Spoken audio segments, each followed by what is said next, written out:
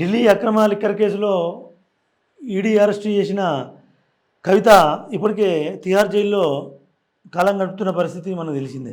ఇప్పుడు మరో చిక్కు వచ్చి పడింది. తాజాగా ఇప్పుడు సిబిఐ కూడా కవితను అరెస్ట్ చేసిన పరిస్థితి ఉంది. అందుకు సంబంధించి ఇప్పటికే ఏప్రిల్ 23 వరకు కూడా జ్యుడిషియల్ కస్టడీకి తీసుకున్నట్టు సమాచారం.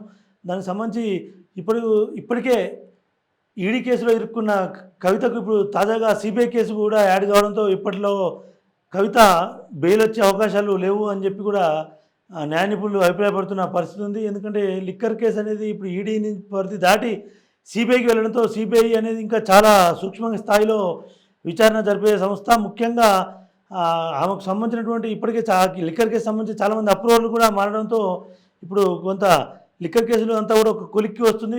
ఈడీకి ఇప్పటికే చాలా ఆధారాలు ఈడీ సేకరించింది. ఇక సిబిఐ అయితే మరిన్ని ఆధారాలు సేకరించింది. ఇప్పుడు కవిత కొత్త చిక్కున్నట్టే ఇప్పుడు తాజాగా ఈ సిబిఐ అరెస్టు వ్యవహారం అనేది ఇప్పుడు తెలంగాణ రాజకీయాల్లో పెను ప్రకంపనమే సృష్టిస్తుంది. దీని ప్రభావం రానున్న ఎన్నికలపై మరింత పడే అవకాశం ఉంది. ఇప్పటికే తలలు పట్టుకుంటున్న కేసీఆర్ కుటుంబ సభ్యులకు ఇప్పుడు తాజాగా ఇప్పుడు సిబిఐ ఎంటర్ కావడంతో మూలిగే నక్కపై తాటిపండు పడ్డ చందంగా మారిన పరిస్థితి ఉంది.